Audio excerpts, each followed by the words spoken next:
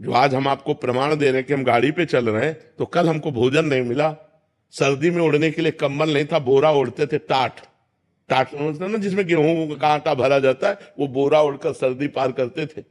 और आज हम आपको क्या बताएं, जब आप समझ लो यही है तो क्या व्यवस्था नहीं होगी?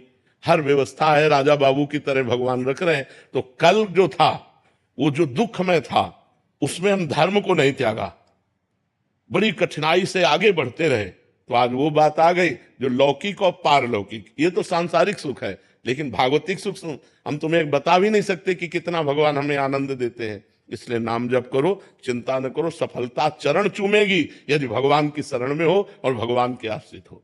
महाराज जी, निरंतर प्रयासों के बाद भी जब असफलता मिलती रहे तो स्वयं को भाई मोटिवेट क्या और प्रयास सकारात्मक। करते हो? लौकिक ही प्रयास तो करते हो ना, अपने पूर्व पाप के नष्ट करने का प्रयास तो नहीं करते कि आप कोई अनुष्ठान कर रहे हैं, आप भजन कर रहे हैं, आप परोपकार कर रहे हैं, आप तीर्थ यात्रा कर रहे हैं पवित्र भाव से, ये तो सब कुछ है नहीं।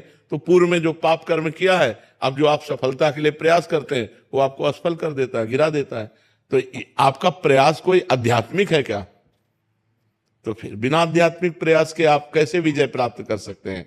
जो हमने पूर्व में पाप किए हैं, गलतियां की हैं, वो हमको दुख देंगे ना। हम पढ़ लिख करके अच्छा बनना चाहते हैं, हमको गिरा देंगे। हमारे पास सर्टिफिकेट लेकिन नौकरी नहीं मिलेगी, व्यापार में पैसा लगाते हैं लेकिन सफलता नहीं मिलती, तो वो हमको दुख देगा ना पाप कर्म। तो उस पाप कर्म को नष्ट करने के लिए हम क्या प्रयास करते हैं? विचार कीजिए। कोई प्रयास नहीं करते ना, तो उसके लिए प्रयास करो। हम कह रहे हैं कुछ मत करो, राधा राधा राधा राधा राधा नाम जपना शुरू करो, काउंटर लो और गिनती से 50,000 रोज नाम जप करो।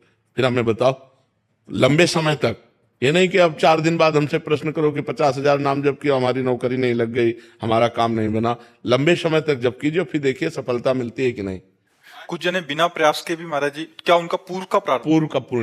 पूर्व का पुण्य है कि उनका प्रयास कोई ज्यादा प्रशंसनीय नहीं है, पर वो सफलता प्रशंसनीय प्राप्त कर रहे हैं, ये पूर्व का पुण्य है। ऐसा भी देखा जाता है कि वो बिना उसमें योग्यता भी नहीं है, फिर भी। बिल्कुल, हाँ, योग्यता भी नहीं, प्रयास भी नहीं, सफलता अधिक है, ये पूर्व का पुण्य उनका काम कर रहा है। योग्यता है, प्रयास भी है, लेकिन सफलता नहीं, ये पूर्व का पाप उसको गिरा रहा है। क्रम होता है, जब पुण्य लगेगा तो आप पाप कर्म करो तो भी उन्नति होती चली जाएगी, और जब पुण्य का संयोग आएगा, जैसे पाप का लगा संयोग, तो अब आप चाहे जितना पुण्य करो, आप चाहे जितना धर्म करो, वो आपको दुखाई देता चला जाएगा। और पुण्य का संयोग है तो आप पाप कर्म करो तो भी आपको सुख मिलता चला जाएगा। लेकिन जब ये पुण्य खत्म होगा और पूर्व का पाप और वर्तमान का पाप मिलेगा तो आपको कष्ट दे देगा।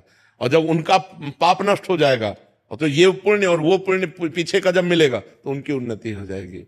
ये एक क्रम है ईश्वरीय, जो ईश्वरी भागवती है, जो क्रम है वो ये है। तो इसलिए नाम जप करो और अपने पापों को भस्म करके आगे बढ़ो, नाम जप करो, ठीक है। प्रतिकूलताओं और हतोत्साहित जब हो जाता हूँ, ऐसी स्थिति आती है, तो ऐसे समय में अपने को खुद को कैसे फोकस रखूं और प्रोत्साहित रखूं कि देखो, आगे का मार्ग प्रशस्त हो? जब हम भगवान से चित्त जोड़ देते हैं तो इस प्रश्न का उत्तर अपने आप मिल जाता है, ऐसा बल मिल जाता है कि हम उनको सह सकते हैं। क्योंकि हम भगवान से जब चित्त जोड़े हैं ना, तो हमारा मन आनंदित रहता है। अगर मन आनंदित है तो हम विपत्तियों को रौंदते हुए निकल जाएंगे। अगर हमारा मन आनंदित नहीं है तो फिर हम गिर जाएंगे। और मन आनंदित होगा जब भगवान से जुड़े। तो हम वही बात आपको सिखाना चाहते हैं कि भगवान से जुड़ो, गंदा आचरण मत करो, पाप मत करो, मांस मदिरा का सेवन मत करो, फिर देखो तुम्हारा चित्त कितना आनंदित रहता है। कोई व्यसन ना हो और कोई पाप ना हो और थोड़ा भी भजन होगा तो आपका हृदय आनंदित रहेगा। आप पक्का समझो, भगवदा आनंद से ही हम इन विपत्तियों से लड़ सकते हैं, नहीं तो ऐसे ऐसी विपत्तियां पूछो मत। ये माया इतनी विचित्र है, पूछो मत। भोजन की थाली सामने आई और ढनक गए, कवल नहीं खा पाए, आराम से टहलते जा रहे, पीछे से टक्कर लगा, मर गए। हमारा कब शरीर छूट जाए, हमारा कब क्या घटना हो जाए, इस संसार में कहा नहीं जा सकता। इसलिए मालिक से जुड़े रहो। तो हम विपत्तियों पर तभी हावी हो सकते हैं, भारी पड़ सकते हैं, जब भगवान से जुड़े। नहीं, विपत्तियां हम पर भारी पड़ जाएंगी और हमको गिरा देंगी। आदमी जब निर्णय नहीं कर पाता ना विपत्तियों में, तो जो कर लेते हैं ना, वो यही, वो विपत्तियों से निकलने का रास्ता सोच लेते हैं, जबकि भारी विपत्ति में फंसा देने वाला है। प्रेतियों ने मिलती है करने वाले को।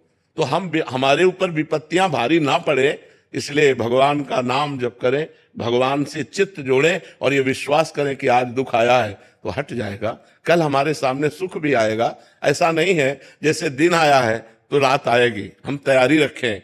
अगर रात आ गई है तो परेशान ना हो, दिन आने वाला है। दुख आया है तो सुख आएगा, सुख आया है तो दुख आएगा। ये एक क्रम चल रहा है, मनुष्य जीवन का क्रम है। हमको तैयार रहना चाहिए। जैसे हम रात्रि के लिए बिजली गई तो हम इन्वेटर की व्यवस्था करते हैं, जनरेटर की व्यवस्था करते हैं कि हम अंधेरे से व्याकुल ना हो। ऐसे ही दुख आने वाला है, हम नाम जप करें, दान पुण्य करें, तीर्थ स्नान करें, तीर्थ याटन करें, जिससे हमारे पास पुण्य हो और मैं उस पुण्य बल से विपत्ति को पार कर जाऊं।